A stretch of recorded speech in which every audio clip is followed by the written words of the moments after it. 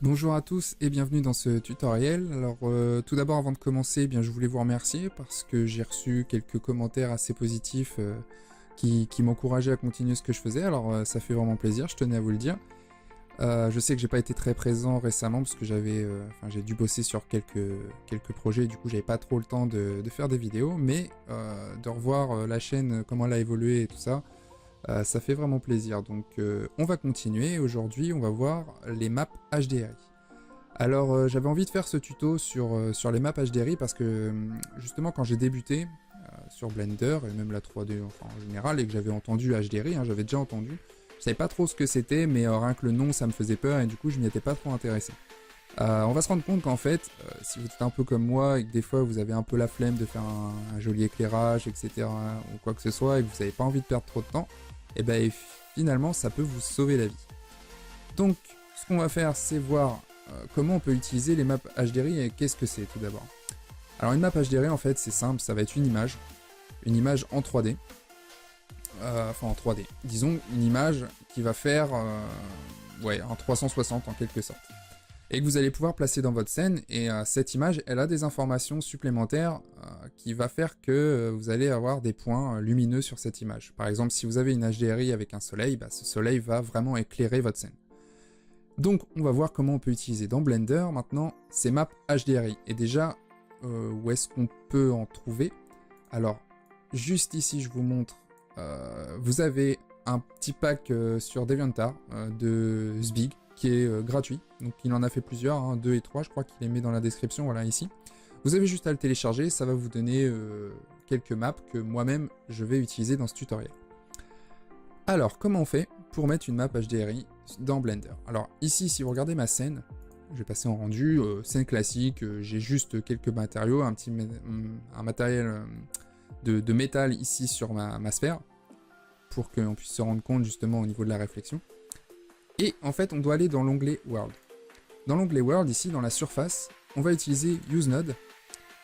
Et ce qu'on va utiliser, c'est pas une couleur. Donc on va cliquer ici sur le petit point et on va cliquer sur Environnement de texture. Alors là, évidemment, ça nous fait quelque chose de rose parce qu'on n'a pas encore mis de texture. On va cliquer sur Open. Et on va aller ici, dans HDRI. Parce que moi, j'ai mis mes HDRI ici, puis je l'ai mis en favori. On va utiliser par exemple cette HDRI de Studio 15. Voilà. Et là, on voit tout de suite que mon éclairage a complètement changé. En fait, j'utilise une map HDRI, donc on voit tout autour, j'ai quelque chose. Et si je regarde juste en haut, alors on va pas voir bien, mais juste en haut, ici, on le voit bien dans ma boule, j'ai la réflexion donc de mon petit appareil photo qui a été simulé, etc. et d'un éclairage studio qui est fait par le haut, etc. avec des lampes. Donc voilà.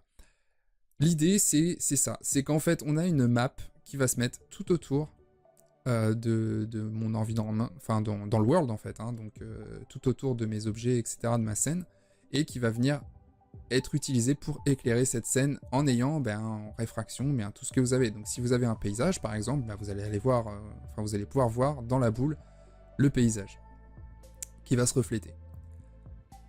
Alors, qu'est-ce qu'on peut faire? Si on passe dans la vue, alors, ouais, c'était pas vraiment là que je voulais le faire, donc je vais refaire ça. Je vais remonter ici pour ouvrir un nouveau. Ici, je vais prendre le Node Editor. Alors, dans le Node Editor, alors on va pas avoir peur, on va pas y passer longtemps ici, puisque ça va être assez simple ce qu'on va faire. On va utiliser, alors déjà, on est dans matériaux, c'est bien, mais on va se mettre sur le petit onglet World ici. Donc, voilà, ici. Donc on retrouve en fait notre map HDRI qui est ici. Donc on retrouve un petit peu ce menu qui est juste là, sauf qu'on le retrouve sous un système de nodes. Ce qui est l'avantage, c'est qu'on va pouvoir justement modifier celui-ci. Par exemple, si j'ai envie de faire tourner cette map-là, parce que là, elle est dans ce sens-là, mais ça m'arrange pas, je voudrais que l'appareil photo soit de l'autre sens, par exemple, ou quoi que ce soit. On peut faire tourner. Et dans ce cas-là, il faut que j'aille ici, que je trouve... converteur, non, ça doit pas être là, ça doit être plutôt... Vector peut-être, voilà, mapping, ici. Donc je vais relier ici. Et ici, je vais... Alors, effectivement, il faudrait que je rajoute un shader, texture plutôt, coordinate... où est-ce qu'il est? Non, c'est peut-être input plutôt. Où est-ce qu'il est input? Voilà. Texture coordinate. Hop, generated. Et voilà. Donc là, on retrouve, on réinjecte en fait notre texture qu'on va faire passer dans la map. Et puis cette map, et bien si par exemple je modifie l'axe Z ici, vous voyez que l'appareil qui est juste ici, je vais peut-être me rapprocher pour qu'on voit encore mieux, il tourne. Donc là, je le fais tourner en fait. Vous voyez? Donc ma map HDRI, etc., je peux la faire tourner. Donc voilà. Là, on a vu, on va pas aller plus loin dans les nodes, etc., mais on peut modifier donc cette map HDRI, etc., faire des choses avec. Moi, ce que je vais vous montrer, c'est justement un petit add-on qui va vous permettre de faire ça encore plus simplement que d'aller dans Word, de choisir son image, etc. Il y a quelqu'un qui a fait un petit add-on qui est vraiment super sympa, qui est gratuit, et c'est celui que je vais vous présenter ici pour que vous fassiez rapidement ce résultat-là encore plus rapidement. Il suffit, surtout si vous n'aimez pas les nodes, comme ça, au moins, vous allez être servi. Vous pouvez aller sur le site, donc Code of Art, et aller sur EasyHDRI. C'est le nom de l'add-on. Et vous pouvez cliquer ici dans Download, et vous prenez la dernière version 0.9.3, en tout cas au moment où je fais le tutoriel. Vous téléchargez. Comment on installe un add-on? C'est très simple, hein, vous allez voir, vous allez dans User Preference, vous aviez téléchargé normalement un fichier zip, vous faites Install add-on et vous allez télécharger, enfin vous allez sur votre fichier zip, vous faites Install add-on from file et normalement vous allez avoir une petite icône qui va apparaître. Donc moi je vais faire Cancel et vous, si je tape ici EasyHDRI, voilà, vous aurez juste à cocher ici. Donc cocher ou décocher ici. Moi il est déjà coché évidemment parce que je l'ai déjà. Vous faites Save User Setting et vous allez avoir ici sur le côté un petit onglet EasyHDRI. Alors, je vais supprimer mon World, voilà, etc. Dans EasyHDRI, comment ça se présente? Alors, rigueur, je peux quitter ici, voilà, comme ceci. Bah, en fait, EasyHDRI va vous permettre donc de donner un dossier déjà. Et vous allez avoir, donc moi, mon dossier qui est ici, vous allez avoir ce dossier. Juste le dossier à renseigner. Je fais Accept. Ici, je vois que j'ai ma map HDRI par exemple, je vais cliquer sur Create World Node pour qu'il l'applique. Et là, je vois que ma map HDRI a été chargée. Sauf que l'avantage avec EasyHDRI, c'est qu'on va pouvoir visualiser très rapidement toutes nos maps HDRI qu'il y a dans le dossier qu'on avait sélectionné juste avant. Et par exemple, je peux sélectionner bien celle-ci. Vous voyez? Et aussitôt, il va me charger ma map HDRI. Et comme je l'ai montré tout à l'heure, eh bien, déjà je vais avoir certains paramètres que je vais pouvoir changer beaucoup plus facilement. Par exemple, ici, si je clique, mais ça va m'enlever. Je vais garder cette réflexion, mais je vais enlever le background, si le background m'intéresse pas, etc. Si je veux pas forcément le voir affiché, mais que je veux juste la boule, etc., bien, je peux cliquer là-dessus, ça va m'enlever mon fond.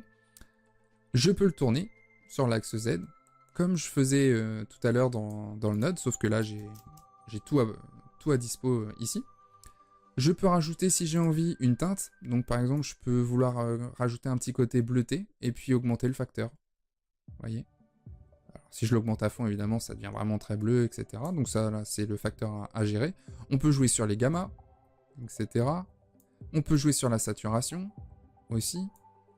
En mettre 0 et puis on a une image complètement en noir et blanc. Hein. On va remettre les valeurs à 1. Hop. Et ici, bah, on peut jouer sur la qualité du soleil. Donc en gros, ça va être plutôt les zones qui vont être assez fortes, qui vont être assez blanches, qui vont être davantage mis en valeur, donc qui vont davantage éclairer la scène. Donc si j'augmente, etc., ma scène devient de plus en plus lumineuse. Donc ces points que vous voyez ici. Et puis si j'augmente sur le sky, bon bah c'est pareil. Donc là, ça va être à peu près toute la map qui va augmenter, comme j'aurais pu le faire ici directement dans le world. Voilà pour ce qui est de ce petit add-on qui est vraiment très simple et très sympa et qui me permet bien d'avoir très rapidement des... Ouais, oui, alors je vais changer ça rapidement. Je vais mettre même 0, hop.